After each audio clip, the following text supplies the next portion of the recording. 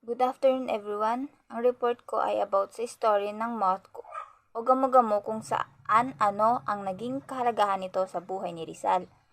The story of moth o gamo-gamo ay nagsimula sa pagiging pasaway niya dahil sa pagguhit sa mga pahina ng aklat. To teach the value of obedience, Doña Teodora read him a story. Pinili ni Doña Teodora ang tungkol sa isang anak na gamo-gamo na binalaan ng kanyang ina ang masyadong malapit sa isang lampara ng apoy. In summary of the story of the moth held great significance in Jose Rizal's life. It taught him important lessons about obedience, sacrifice, and pursuit of wisdom. Inugnay ni Rizal ang kanyang sarili sa pagnanais ng gamo-gamo na magkaroon ng kaliwanagan at ginamit niya ito bilang inspirasyon upang ipaglaban ang katarungan at reforma sa kanyang bansa, sa kabila ng maaring kahihinatnan.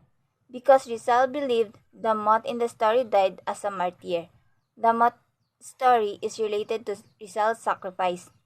He saw the lamp as a magnificent concept rather than just a flame. As a result, Rizal believed that he was prepared to pass away honorably and was prepared to give his life in order to achieve his countrymen's wisdom. Good afternoon, everyone. We are here to present or to discuss the childhood of a Penum, Dr. Rizal. Topic outline. Number 1. What is a Penum? 2. Standard to call as a Penum. 3. Earliest sign of genius. 4. Religious upbringing. 5. Artistic inclusion. 6. Paradigm of the pen. And lastly, conclusion. Before we proceed on how Dr. Rizal called Penum, let's first discuss what is a Penum. What is a Penum? Is someone who is exceptionally talented or admired? A young prodigy, gifted. Ang isang Penum daw po ay isang taong napakatalino o hinahangaan. Isang batang magaling at mesa, espesyal. Ibig sabihin po nito na parang pinanganak na po siya may talento na o inborn na. Halimbawa po, sa edad na 4 na taong gulang, si Elizabeth ay tumutugtog na ng piano. Ang kahulugan po ng sentence na ito ay sobrang bihasa or mahusay na sa paggamit ng instrumentong piano si Elizabeth sa murang edad. Standard to be called as a Penum. To become a Penum, we should have this following trait. Number 1. Exceptional talent and skill. A. Earlier mastery. B. Rapid progress. C. Unique abilities. 2. Significant impact and recognition. A. Breakthrough achievements. B. Industrial recognition. And lastly, C. Public acclaims. In early mastery, they will demonstrate exceptional talent and skill at an unusually early age, often surpassing their peers. In rapid progress, they will make rapid progress in their chosen field, exceeding expectation and achieving milestones at the accelerated pace. In unique abilities, an individual have unique abilities or talents that set them apart from others in their chosen field. Breakthrough achievement. They achieve significant breakthrough or make substantial contribution to their field. Industrial recognition. They receive widespread recognition and acclaim from experts and peers in their field. Public acclaim. They gain public attention and admiration for their achievements. Early signs of genius. Age of 5, Rizal learned to read Spanish Family Bible. So, nung 5 years old si Rizal is natutunan niya ng magbasa ng Spanish Family Bible dahil sa kanyang ina. He developed a voracious appetite for books, devoting stories and poems from a young age as his Tio Gregorio, who intensified Rizal's avidness to read good books. Si Tio Gregorio ni Rizal ay siya yung nag-encourage sa kanya para mas lumaki pa yung passion niya sa pagbabasa ng mga libro. Learn how to write on his own tongue. He even learned Latin when he was 5 years old. So, nung 5 years old din si Rizal is natutunan niya na rin mag-Latin. Age of 8. He had written a drama that was performed at a local festival and the municipal rewards him with 2 pesos. So, nung 8 years old naman siya is nakasulat na siya ng tula, which is yung title is Sa Aking Mga Kabata. Itong tula na ito is about love of one's native language. So, dito sa tula na ito, dito nanggaling yung famous line niya na, ang hindi magmahal sa kanyang salita, may git sa hayop at malansang isda. According to Filipinas Heritage Library.gov.ph, sinasabing ang batang si Pepe o mas kilala natin na si Dr. Jose Rizal ay umattend o nag-aral sa Ateneo Municipal de Manila sa murang edad na 11 anyos. Siya ay nagpakita ng kanyang kakayahan at katalinuhan sa murang edad. Nakapagtapos siya ng Bachelor of Arts degree with an excellence or sobresaliente o mas alam natin sa tawag na with highest honors. Si Jose Rizal ay nag-aral rin sa Universidad ng Santo Tomas at kumuha ng kursong Philosophy and Letters. Kanya ring napagdesisyonan na mag-aral ng Medicine and Surgery sa kadahilan ng nalaman niya na mawawalan na ng vision or paningin yung kanyang nanay. Pagkatapos niyang mag-aral sa Universidad ng Santo Tomas, siya ay pumuntang Espanya upang ipagpatuloy ang kursong medisina sa Universidad Central de Madrid. Religious upbringing. Sa edad na 3 taong gulang, ang batang si Pepe o si Jose Rizal ang napagdesisyon ng mamuno sa pagdarasal kasama ang kanyang pamilya.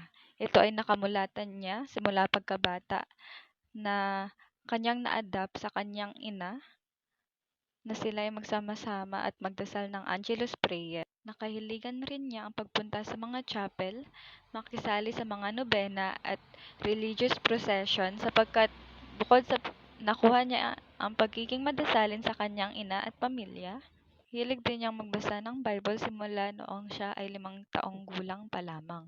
Isa rin sa mga dahilan kung bakit gustong-gusto niyang pumuntang chapel ay dahil gusto niyang mapakinggan ang mga inspiring opinions ng buhay na galing sa kanyang iginagalang na pari na si Catholic priest Leoncio Lopez. Ito naman sa artistic inclinations, pinapakita yung naging journey ni Rizal sa kanyang mga likhang sining. At a young age, nagpakita na si Jose Rizal ng malawak na interes sa sining.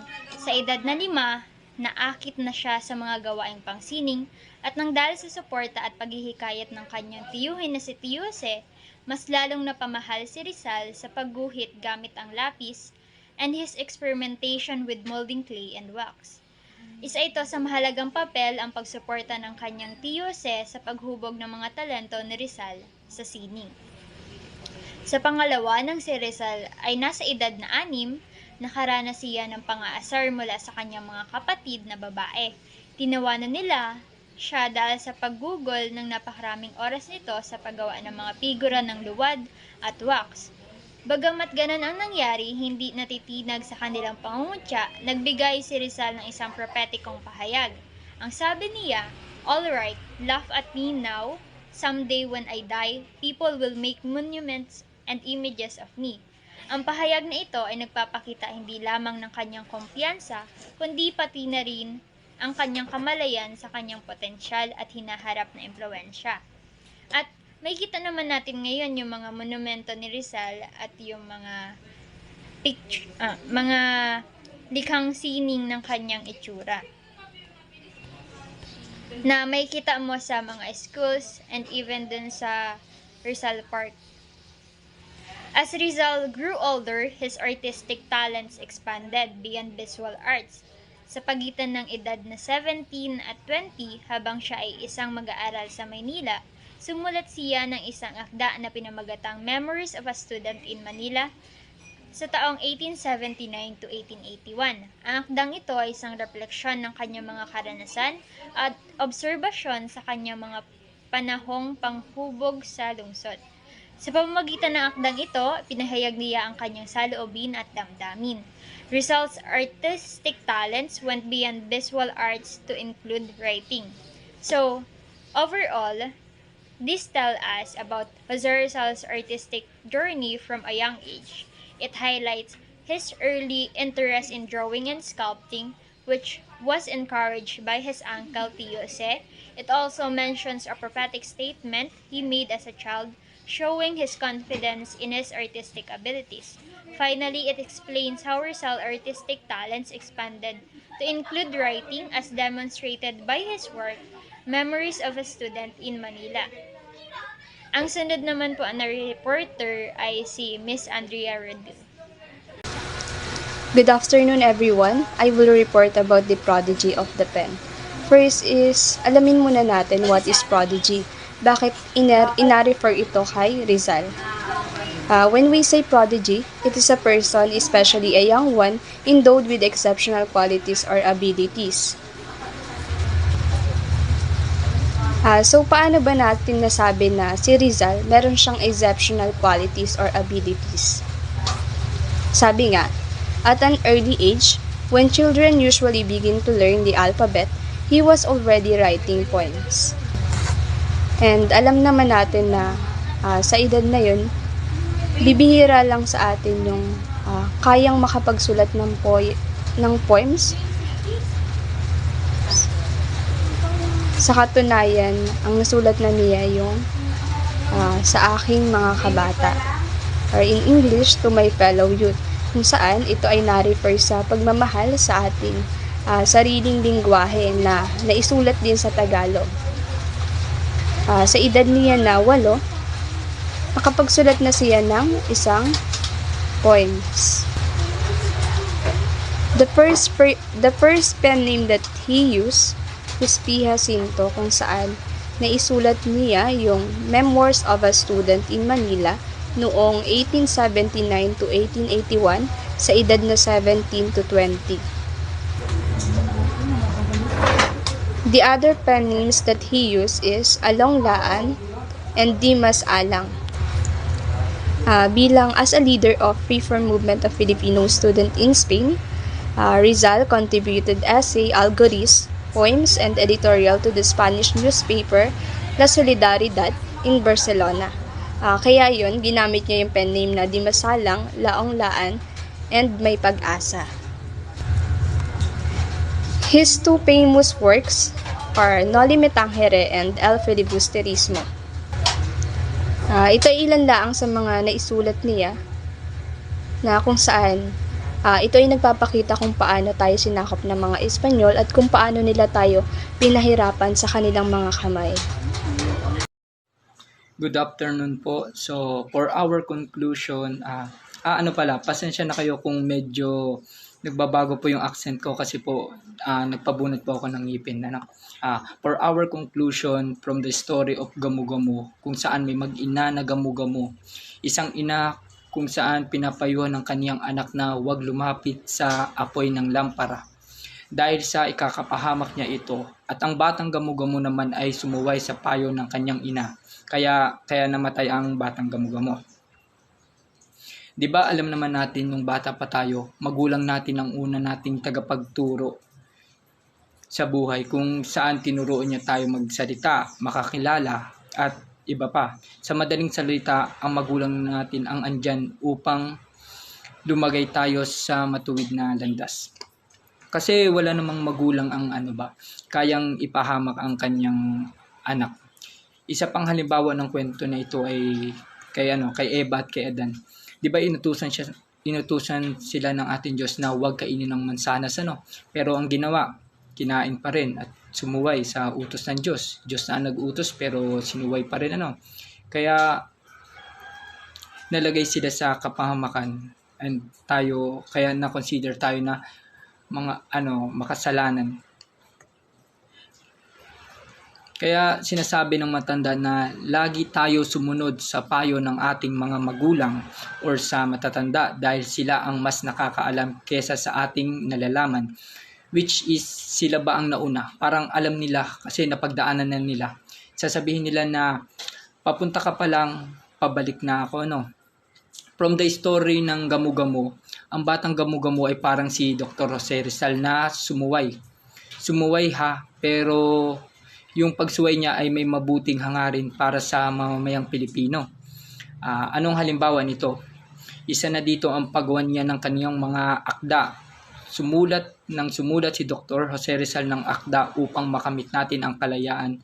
Nang sa gayon makalaya na tayo sa apoy ng mananakop.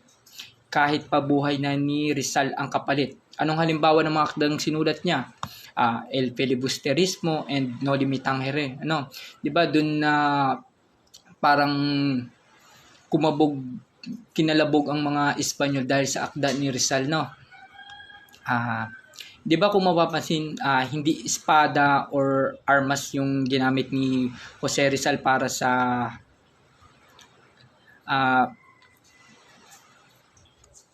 para ipaglaban tayo, kundi ballpen at papel lang, no? Ballpen at papel lang ang ginamit ni Dr. Jose Rizal, which is napaka powerful kung iisipin, di ba? Alam naman natin ang nagawang kabayanihan ni Dr. Jose Rizal at kung ano ang naiambag niya sa bansang Pilipinas.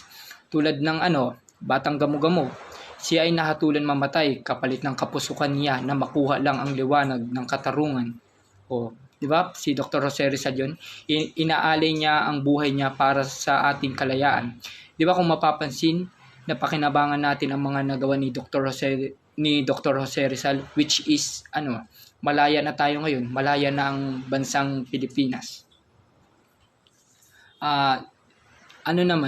Kaya for conclusion tinawag si Rizal na Phenom. Rizal was a child Phenom because he was naturally talented and very smart. Di ba? Parang sa age ni si Rizal, napakatalino talaga. Kung mapapansin, parang ang mga level ng utak ni Rizal parang sa ka-level ng scientist, which is kung mapapansin di ba si Rizal may lahing Pilipino, no? Pero kung iisipin natin, ang mga Pilipino pala kung mag-isip, parang ka-level ng mga scientist, ng mga sikat na scientist na kung saan mataas ba yung level kung mag-iisip. Sino pa ang mga kilala nating mga Phenom, more on kilala sa larangan ng sports. Nandiyan si Manny Pacquiao, Efren Bata Reyes, and Alyssa Valdez, di ba? Pero kung mapapansin, naiiba si Rizal kasi sa kanya talaga talino. Talino ng isang tao, talino ng isang Pilipino, no? At a young age, he excelled in his studies and showed a strong passion for learning about different cultures and history. At a young age ni Rizal, nakakarating na siya sa iba't ibang lugar o nakakapag-aral din na siya sa mga sikat na university. And at age of 23 ni Rizal, nakapag-aral siya sa Madrid, which is, kung mapapansin, ang bata pa ng age niya pero yung confident niya para humarap sa ibang, kung mapapansin, sa ibang kultura or sa ibang pakikisama kasi alam naman natin na iba ang mga taong nandun. Ako 23 years old din ako pero ang nararating ko pa lang Marinduque State University. So, his early love for the arts, supported by his uncle, helped him develop his artistic talents. He was also hardworking and determined, always eager to try new things and face challenges.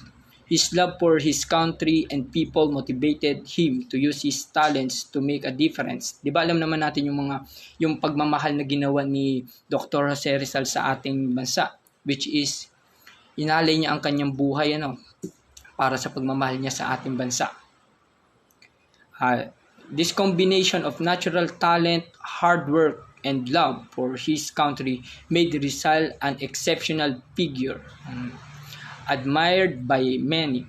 Sa madaling salita, si Jose Rizal ay isang batang bihasa at magaling na nagtataglay ng likas na talino. sipag at pagmamahal sa bayan. Kaya siya ay naging isang pambihirang tao o hinahangaan ng marami.